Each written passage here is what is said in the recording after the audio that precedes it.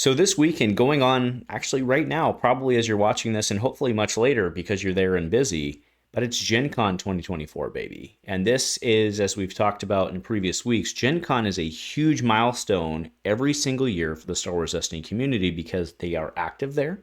It's a dead game, and they're active, and we're still here, and it is a major flag post in the ground to the fact that, yeah, we can still do it. I also talked earlier about how it's a big deal this year specifically because this is officially longer that we've been independent than an official game supported by FFG.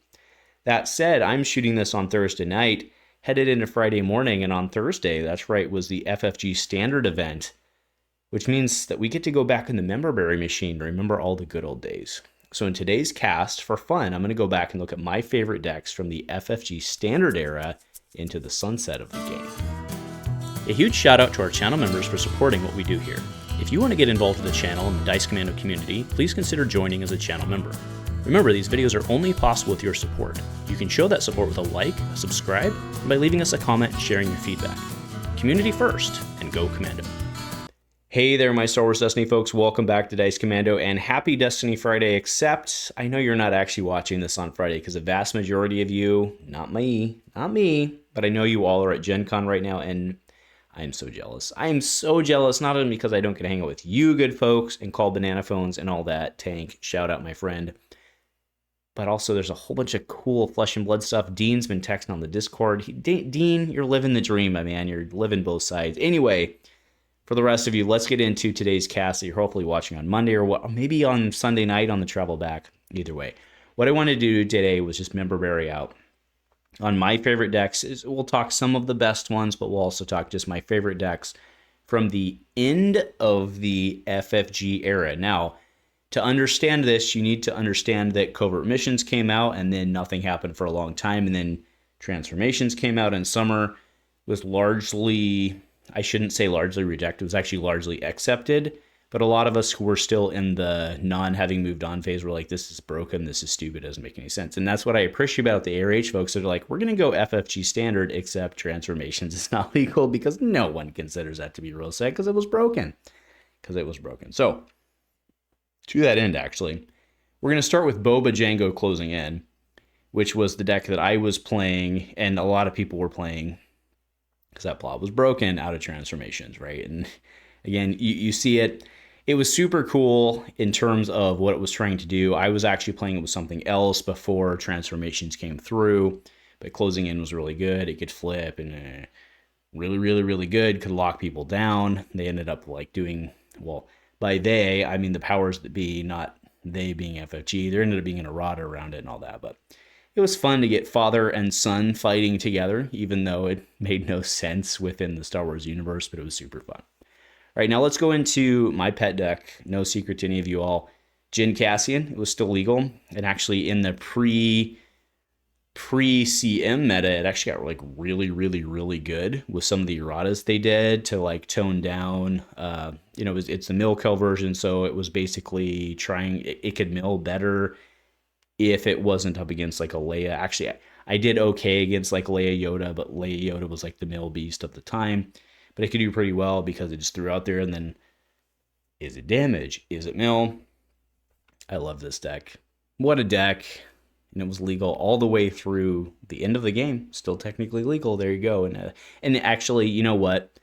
I was going to say, I probably would have played it this week, and that's probably not true. I probably would have played this next deck, which is Mando Retribution, which is easily the deck that I'm best known for through my career in FFG Destiny, right? That was kind of I had many decks through the days, but I think it was the one that I had most success and was most recognized for.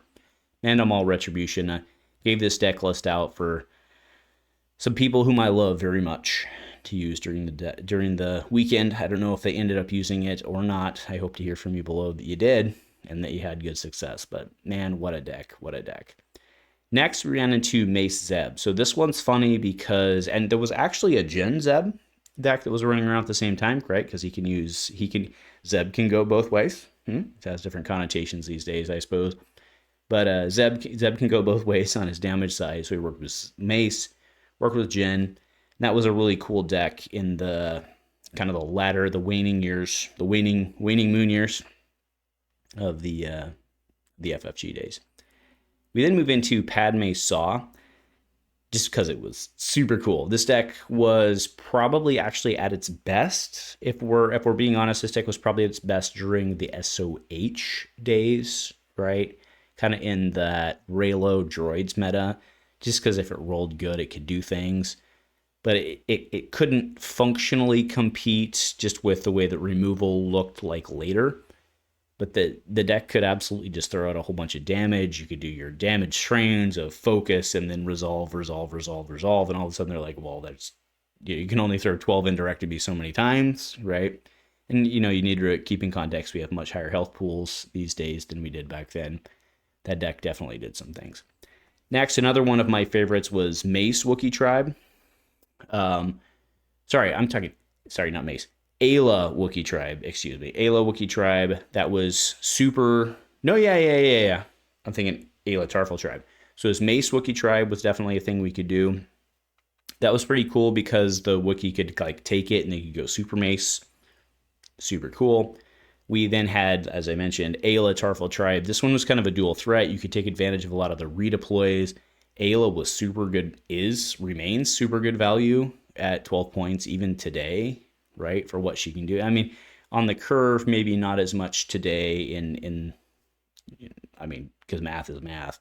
But Ayla was, I remember as a playtester for that, I honed in in Legacies, I honed in on Ayla very, very much. I was like, I think this character's really, really, really good. She didn't end up panning out to be really good because pairings matter. But I focused in on her very early on, and she's very good. Now, I got to give a shout out to Mike. And Mike, I hope you're watching this because of just the member berries. But Bad Droids, this is a deck that we kind of collectively came up together. And it's not that we sat down at a table and like, hey, here's what we're going to do and hash out. But I think Mike was the one with the original idea. And then I built it for Amy and we kind of iterated on it and made it better. But Bad Droids just seemed like the fair, correct version of what Droids was supposed to be. It was only... it just wasn't the flippy flip. You start getting multi flips and stuff in a game that's inherently meant to roll and things get broken, right? So Bad Droids felt like it was doing the right thing. I have to give a shout out to Raylo. Best deck ever probably designed by FFG in terms of theme, in terms of effectiveness, and in terms of balance, right? It wasn't broken. It had problems when one went down. The deck kind of fell apart. But the thing could just kind of go aggro on you and just keep bouncing, and then you didn't know who to kill. It was kind of like their pinnacle of design. I don't know how we don't throw that out there. Next, we do have to give some lip service to Deadly Trandos. Deadly Trandoshans. I've been coached in the past that calling the Trandoshan the other word is not appropriate, so I do apologize for that. But the Deadly Trandoshans was insane for its period of time, but eventually got a fix to make it not so good, but still pretty good. And then last, I got to give a shout out to, that's right, Gandork for this one. I believe this was his original. Oh, no, sorry, actually, Gandork's deck, I believe, was actually Fen Rao with AR. But Jin Luke, right, with the fixes, this was actually a fun one to run. But that's right, we also have the Fen Rao deck, which did have AR, which had its own thing going on. Not as much health, not as much control, and not as many guns on the table. But Luke with 4 guns and Jin with her thing was pretty awesome.